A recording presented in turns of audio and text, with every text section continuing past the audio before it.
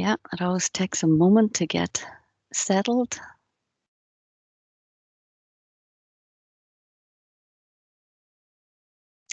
Okay, so what I'm going to cover today then, I'm going to start with, is it leadership or is it management?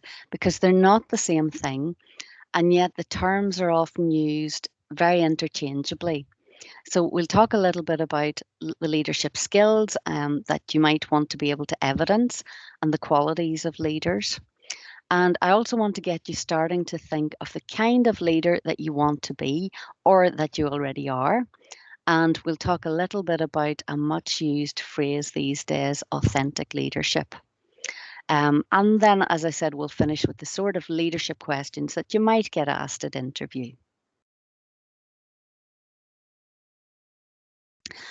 So here's an opportunity for you to put some things into the chat for me. Let me ask you what sort of words that you would associate with being a leader or leadership in general.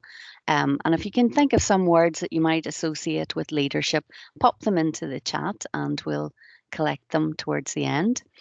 And while you do that, I'll talk a little bit about why employers might ask you about leadership, even if you haven't technically held a leadership position. So, one of the things that can be confusing about leadership is that people often use the terminology around leadership, management, and even supervision quite interchangeably, as if there's no real difference between them, maybe only the level of it. And the fact of the matter is that people, you don't have two different job titles of team leader and team manager. It's all one and the same job. The job is usually one thing with different aspects to it. However, the skills that are required to do both aspects of that job might well be different. So the manager requires the skills that it takes to get the job done. That's the main thing that a manager is wanting to do, is to get the job done, to make sure that what needs to be done is done. And those are very important skills: planning, organizing, giving direction and instruction, controlling workflow, following procedures, all of those sort of things. So if you need to get a job done, those skills are all needed. Being a leader is about making happen what wouldn't happen if you didn't lead the way. Okay, so managing is more about, helping to make happen what's supposed to happen anyway. And leadership is really about making happen what isn't going to happen anyway. So leading the way in that. But employers want people who can manage and lead. Now, technically, you could be an influence in the team in terms of leadership without being a manager. And I think that's something that, we have to get our head round as well. You don't actually have to be in the sort of highest member of the team. You don't have to be called the team manager or leader or anything to have influence as a leader. So, for example, you're in a work situation and a change is suggested. Maybe there's going to be changes in the workload, and members of the team automatically turn to one of the team members to ask what they think about it, because they've respect for that person's viewpoint, for their opinion. Maybe that person has stood up for their ideas in the past. Maybe they've been supportive of other staff in the past, but team members seem to see that person as having a leadership role. Even if they don't necessarily voice it that way, they see them as having some influence. So if you're asked questions around leadership, you don't necessarily have to have been the designated team lead or the most senior person in a team to show leadership influence.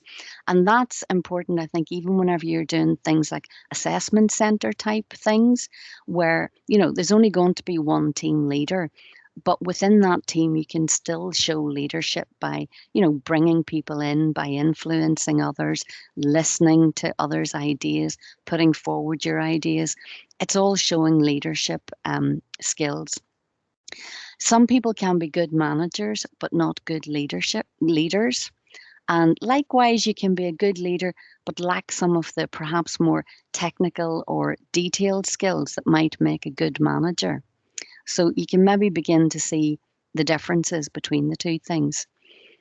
So I didn't see anything come into the chat. Was there anything came in there, Terry, to what people sort of associate with leadership?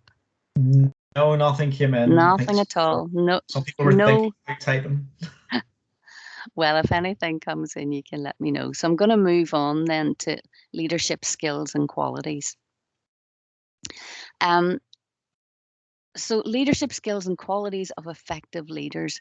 The first one that I'm going to start with, and it really is an overarching skill, and that is communication. And by the way, folks, as I go through some of these things, there would be specific ones of these that I have or will do these employability skills around.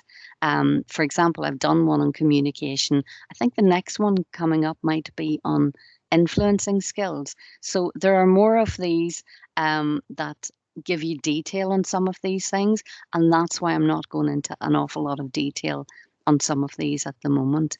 So as I said, that first one then, an overarching skill of communication. So every other skill or quality that I mention here will have communication within it. You want to be able to communicate with diverse groups, with people at all levels, within an organization. And you want to also be able to connect with people. Being able to make that connection will make all the difference with how you progress as a leader.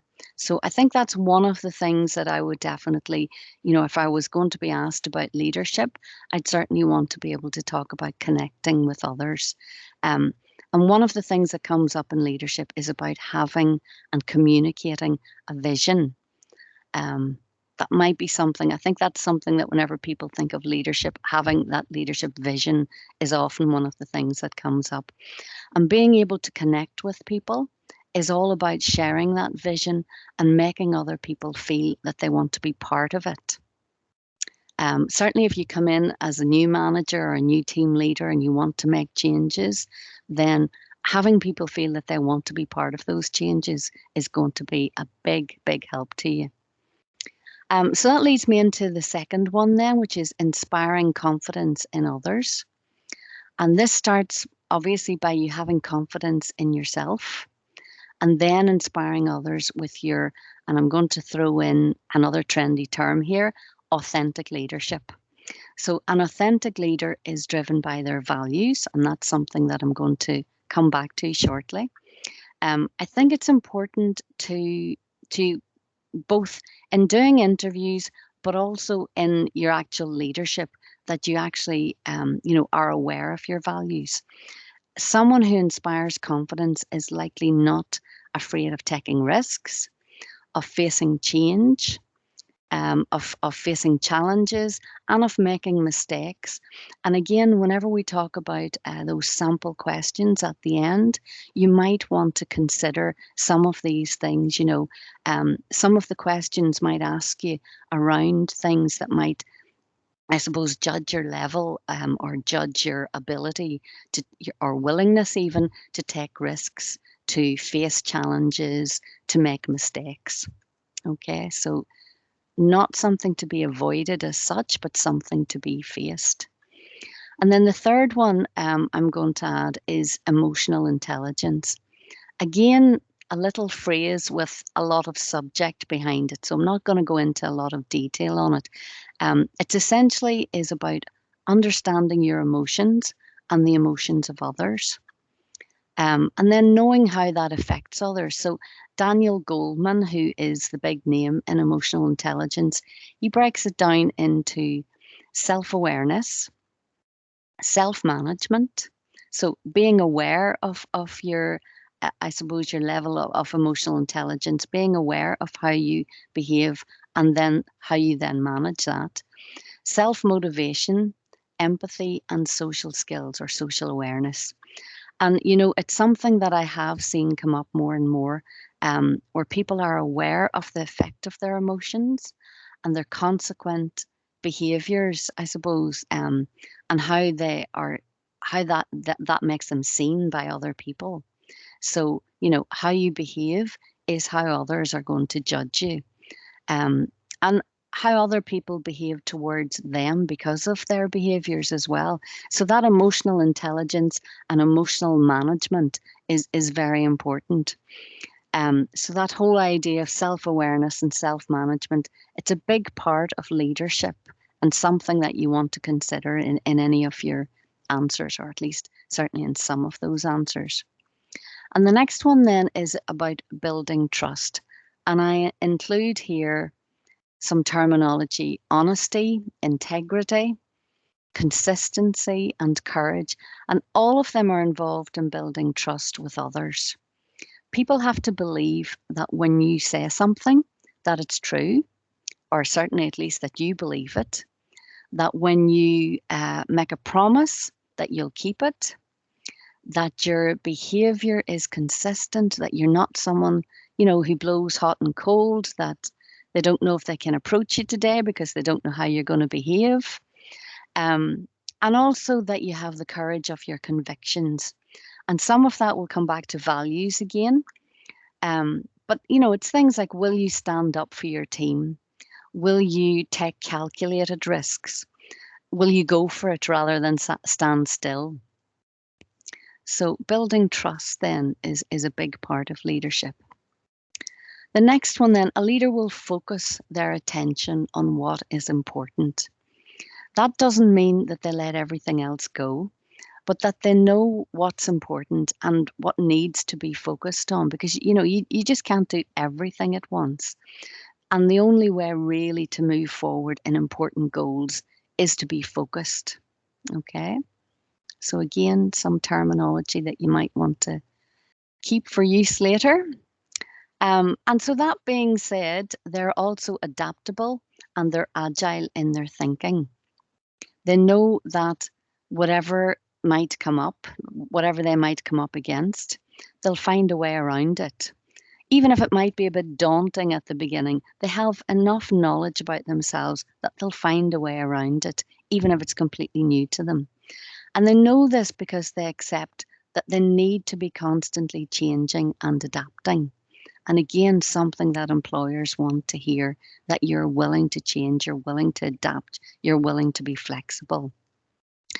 A leader knows that they do not achieve on their own, that in order to achieve great things, other people have to be empowered to do the best that they can do, to innovate, to take initiative, and to achieve success.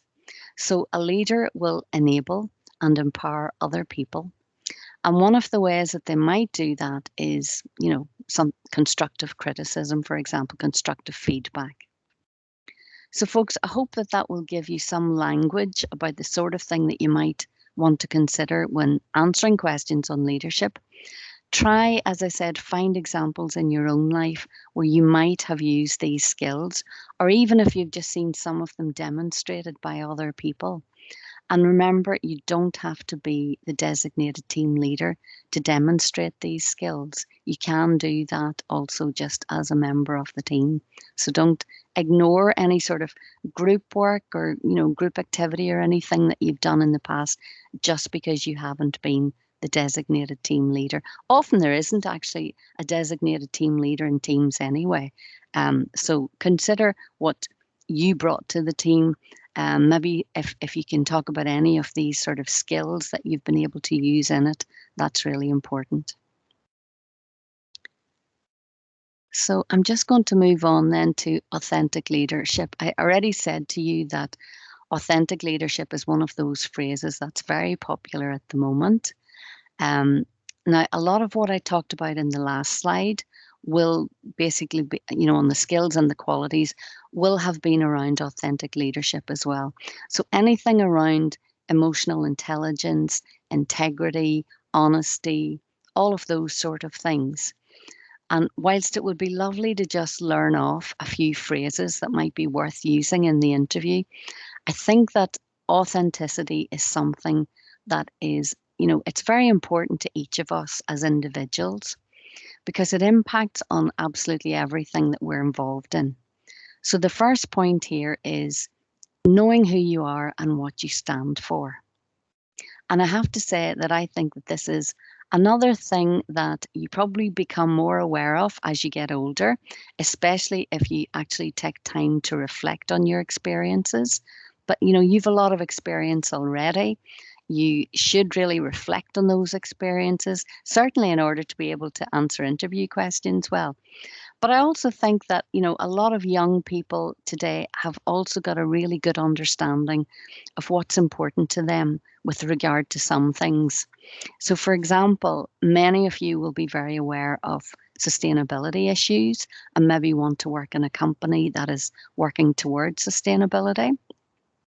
You know that is a value that you have, that it's important to you, and that you want to work in that sort of company. You probably wouldn't want to work for a company that had a bad record on sustainability, unless you were going to go in and clean it up.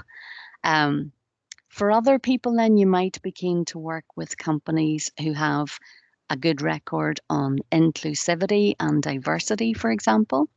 Perhaps some of you are particularly keen on animal welfare and you might want to work with organizations, that work with that.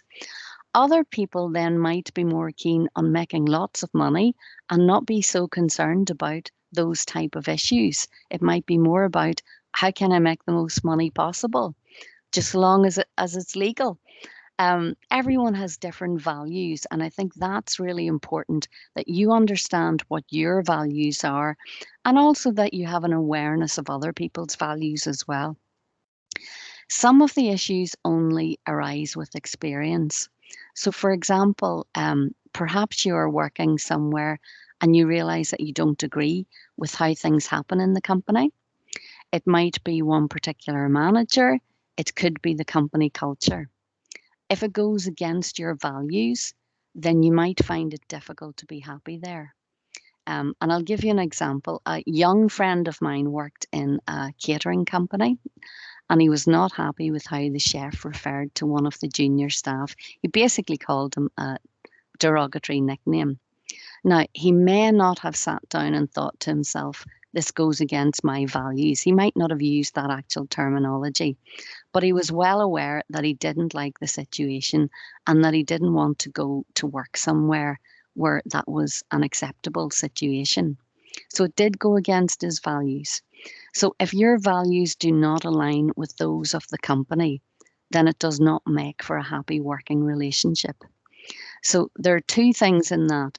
First of all, know what your own values are, and also know the values and the ethos and the culture of the company that you're going to be or that you're hoping to be working for. You'll get some of that from their website, but you'll also get it a lot better if you can talk to others who work there, who've been working there for a while, maybe across different departments and things. In terms of your own values, I'm going to ask Terry to put a Word document just into the chat, it's just a little exercise. I'm not asking you to do it now because it takes too long. But it's an exercise for you to do in your own time to help you to consider what your own values are. And it's a list of values. You can add more to it if you feel that yours aren't there, but it's a list of values and you're basically asked to choose what values you think are important to you and then narrow it down, streamline it down to what are your top 5 core values. And when you've narrowed down what your values are, then you have to start to think about how you can demonstrate them, how you can demonstrate that you live those values. If an employer asked you what your top 5 values are, what would you say and how could you evidence them? So think about that. I'm not saying an employer is necessarily going to ask you that, but I think it is something very valuable for you to know for yourself and to help you live those values. If you can't come up with evidence for your top 5 values, then they probably are not your true values. And it's important to give specific examples here. So rather than just have a sort of an all round statement of, I want to make the world a better place. If I asked you about values and asked you what you wanted to do, and you said, "Oh, I want to make the world a better place," then as an employer, I would definitely be saying, "And how do you want to do that? Can you be more specific about that?" Okay. And then when you've decided what those values are and how you can evidence them, then also think about how you would align those to the company that you're hoping to work for. And indeed, if they don't fit, maybe the company is not the right fit for you. So it's not a test or anything. It's just a wee exercise to help you to think about what your values are, to get you to think about what evidence you have for those values, how you live your life in terms of those values, if they really are the values that matter to you most. And how you would talk about those at interview if you were asked. Normally, you'll demonstrate your values in your answers anyway without actually being asked for them. But just, to give you the confidence and to make you more self-aware, then it's really important to have an idea of what those values are for you. Okay, and I think that it's really important to consider the type of leader that you would like to be. Now, there's different sort of, I suppose, labels for the type of leaders like authoritarian and things like that. I really don't think it's necessary to be knowledgeable about those things. I think it's more important for you to understand how you want to behave as a leader. And if you think about, if you plan how you want to behave, then you're actually more likely to behave in that way. So also consider if you have any role models that you could emulate.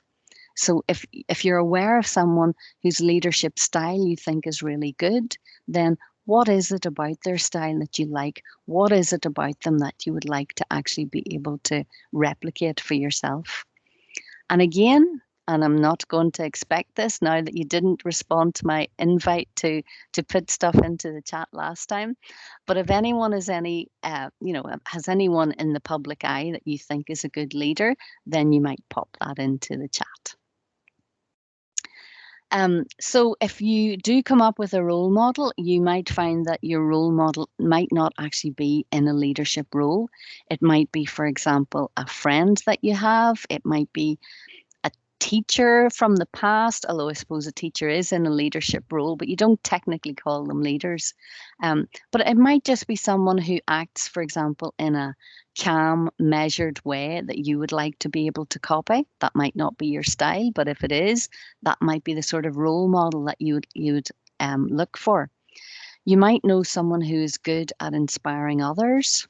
How do you see them do it? How can you do it? Maybe you know someone who is great at collaborating with others and getting others to work together. You might see that as part of your team projects. Maybe you've been able to see someone demonstrate that, if not yourself, or maybe in one of your clubs or societies that you might be in. So take note of what the person does well. And if you would like to be able to do that as well. Sometimes we see people being very good at doing something and think, yeah, I couldn't do it. But maybe we can break it down, and maybe there's some small parts of it that you do feel that you'd be able to do as well. So there's always learning to get from other people and the sort of good styles that they use. One of the things that I mentioned earlier was about taking risks and dealing with failure. And I think that is something quite specific that some people will struggle with and not see it as a good thing to be able to deal with failure or to be able to take risks and things. It can be very hard for some people to do that. So it is worth thinking about some questions like, what does failure really mean to you? How do you show that you're comfortable with failure? And it's also worth noting that if this is not something you're comfortable with, self-reflection is very important around that. It might also be worth looking at other people and how they've dealt with failure. And if you feel that they've done that really well, then can you also learn from how they've done that too? It's also good to recognize when other people do fail and how they move past it, because it helps us to move past things, ourselves. Didn't see anything popping in there. No examples of good leadership roles in the chat. No, No rush, nothing, nothing at all came up. nothing coming up. Okay. All right. Well, I'm going to finish off with a few examples that I just want to give you to think about really. So examples of the sort of occasions where you might find that your values are challenged in work, so that you can think about them. So I'm not offering these, I'm not offering answers to these examples. I'm just giving you the situations for you to think about and maybe to get you thinking about your own examples and your own experiences. So the first example there, you are a team leader for a group of 6 people. A piece of work has come up that you think some of your team would love to work on. Your line manager tells you to give the work to a particular person. You would like to offer the work out to the team to give everyone a chance of the experience, but your line manager says, no, give it to this specific person. So this goes against your values of fairness and inclusivity. And so I throw that example out to you. You know, you will not all think the same thing about it. Some of you might think it's not a problem, just do what the boss says. Others might be very annoyed about doing something that goes against the grain with them. It all depends on what your values are and how challenged you feel by that situation or how challenging that situation might be for you, and then how you deal with it. But I'm really just trying to get you to think about it in terms of different people will respond in different ways because they're going to have different values that matter the most to them. So the second example then, in this one, you're a software engineer who has been asked to sell a new product to clients who work in the voluntary sector. You give your usual presentation, which consists of graphics, data, and statistics. The customer is not convinced of the value of the package, and another member of your team asks you to change the presentation to make it more easily understood by a non-tech audience. You don't agree with this approach, as this has worked for you many times in the past, and it's how you do things. It's basically how you like to present and how you operate. So the question is this the right thing to do, to stick to your guns and just do the presentation how you always do it?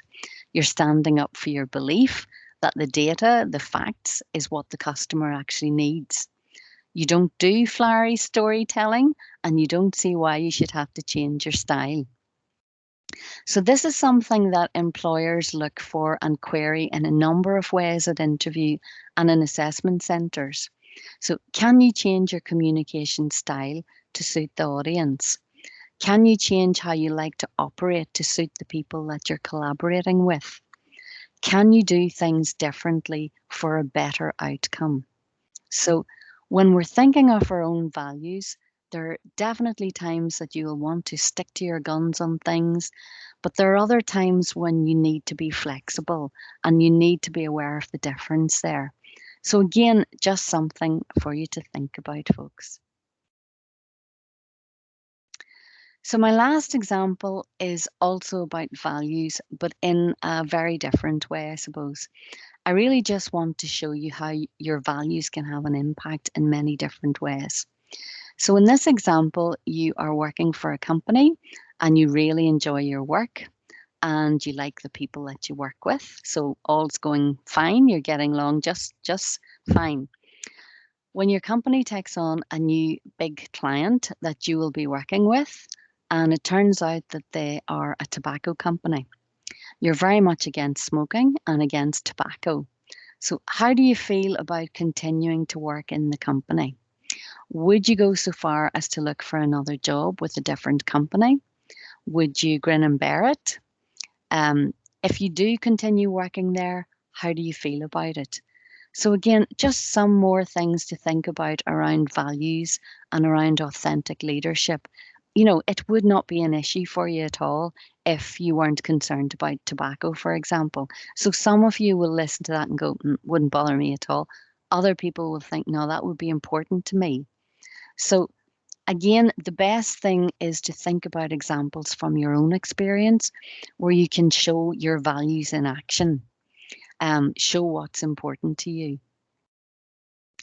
Okay, so that is essentially me finishing off on the topic, folks. So if there are any questions, I'm happy to take some as we go along, but I'm going to move on to the type of interview questions.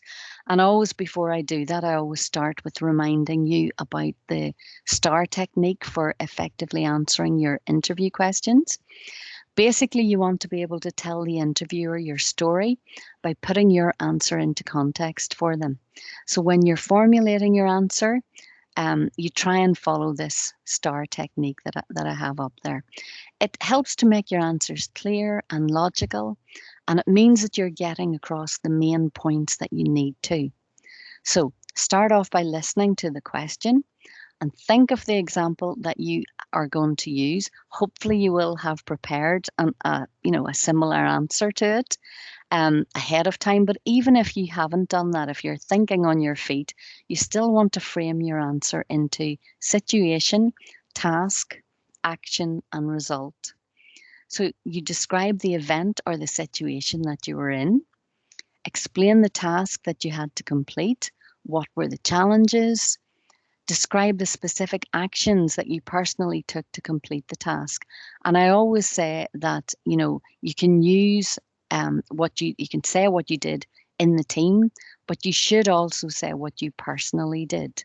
They're only interviewing you, not the team. So it's important that they hear what you personally did.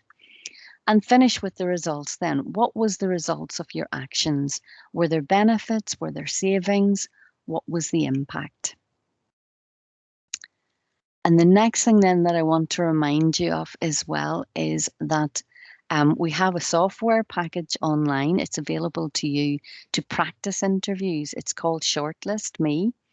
And Terry, if you can put the link into the chat there, and also there's a PDF about using it. But you can also find it on the careers website. The package provides interviews for specific companies and also for different types of roles. So it might be with a company like AstraZeneca, what sort of things would they be asking you? Or it might be for a role in something like law or in banking and engineering, etc. So there's a broad range of opportunities for you to practice your interviews. Once you register, you're in control of the interview process in terms of when you actually do the interview. But when you register, you only have 3 days to complete the interview. So be aware of that. Don't register, forget about it. Only register at a time that it's going to be suitable for you. And I should say to you, this is a really good package for you being able to practice interviews. You're not interacting with another person. So, you don't have anything to worry about. If it doesn't go well, it doesn't matter. You're only interacting with a software package essentially. You will also get feedback on how you did. Again, that's from the software package, so you're not interacting with an actual person. It's 5 or 6 questions per interview. Doesn't take very long. The important thing is that you then get feedback on how you did, which will help you obviously to be able to improve your interview skills, your interview technique. So I think Terry's maybe put that link into the chat. Go ahead and make the most of it, folks. We have it now. We won't have it available all the time, but it's there for you at the moment. So I'm going to move on then to some interview questions. The first one here, tell us how you got a team to improve its performance. What were the problems and how did you address them? Now, this could be about a group project that you did. You don't necessarily have to have been a team leader in a work situation. But think about, how did you assess the situation? How did you communicate with the other members of the team? Was it successful? Maybe it wasn't, and you have, good learning from that experience. The next one then, tell us about a time where you had to make a decision without the input of key stakeholders. Decision making is there because obviously all leaders have to be able to make decisions. It's something that we expect from our leaders. And sometimes you have to do that without being able to discuss it with people that it will have an impact on. So how will you handle that? It might also play into your values. Certainly we make decisions based on our values. Are they the same values as the stakeholders? Are they the company values? And as well as values, it would also, if you remember, I talked about, are you able to take a risk? Are you willing to make a mistake? It's about, are you able to make those decisions? Can you show that leadership and be able to do that? Third one then, how do you ensure that every member of the team is allowed to participate? Describe an example where you got people to work together. So again, that's a good one for being able to talk about yourself again as a team leader or as a team member, because you don't have to be, as I keep saying, the team leader to be able to do this, to be able to influence others. So this is about making sure that everyone is encouraged to speak, is motivated to speak by being listened to. That would be one of the first things. It's about creating that inclusive environment, about gaining trust with others so that people know that they can participate without risk. Maybe even about managing a conflict situation within the team if that has arisen. The next one then, when is the last time that you had an argument with a colleague? Now, I copied that question down from, a list of questions that I came across. I've kept it as it is, but I think if I personally was answering that one, I would probably be saying that it wasn't really an argument, but maybe a frank exchange of ideas or an open and honest conversation where you both wanted different things. The employer basically wants to know that you'll stand up for your ideas and beliefs, but you need to be able to do it in a professional, appropriate manner. Okay, so argument is maybe not the best terminology to use. The next one then, tell us about an unpopular decision that you made recently. What thought process did you follow before making it? So unpopular decisions are usually unpopular because at least some people lose out on something, whether it's money, whether it's time, work environment, different types of things. So the employer will want to know, will want to hear that you recognize that a decision that is going to be unpopular has been thought through, that it's fair and that it's justified. And if you can make a decision in line with your values, then you're much more easily able to stand over it, even if not everyone is happy with it. So what were your thought processes in making that decision? The next one then, describe a situation where you're able to influence others on an important issue. What approaches or strategies did you use? And that question is there again because much of what you do as a leader, will be around influencing others. So to be able to have good examples of how you've done that in the past, again, not necessarily under the heading of leader, but it's a really good indicator for employers of your leadership abilities.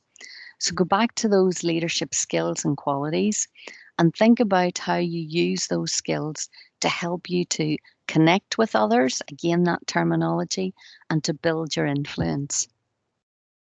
And finally, then, the last question that I have there, tell us about an idea that you managed to sell to your superior. Don't like that term, but there it is. Again, that's about your communication and your influencing skills. It's also about building trust, about that agile thinking, and also, I guess, about, because it is to a superior, it's about that risk taking, about meeting that challenge, about being willing to make a mistake, about being willing to have a different idea to other senior people. Okay, so that's those. Terry, is there anything that you would like to add around any of that subject for interviews? Any other ways that you might approach some of those questions? Not really. I just think using the STAR technique is always crucial because it gives the panel time to identify the actions within STAR and within the actual interview process. But just on that, under the tell us about an unpopular decision, Edward had put a comment up there. They probably want to know that you won't be swayed easily. Yes, that's good. Yeah, being able to justify I think is important, and being able to stand over your decision is important.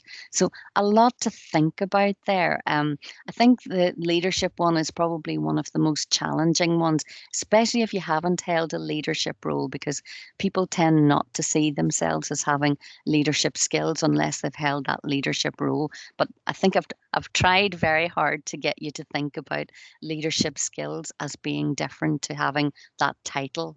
Okay. So yes, not being swayed, but likewise being able to sway others is important too. Any other questions that anybody might have around it?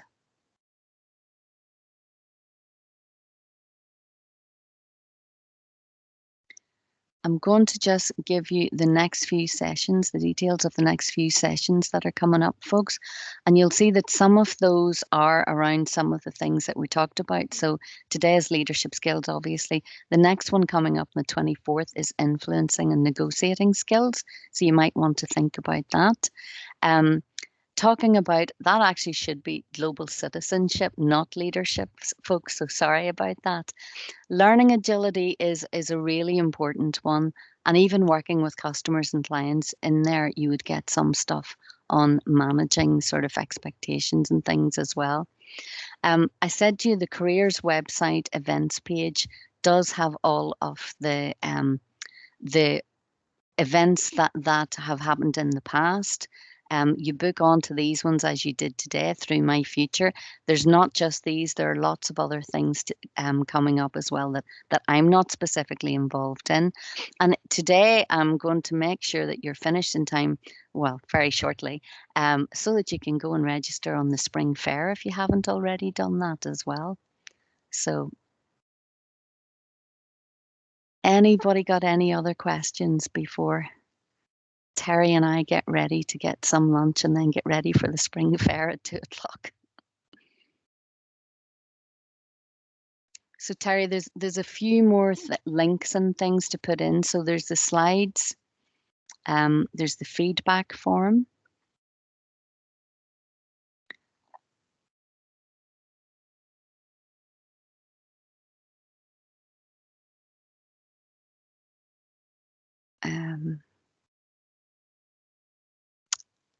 and the information on shortlister as well. Let's see, I'm just going to stop that recording.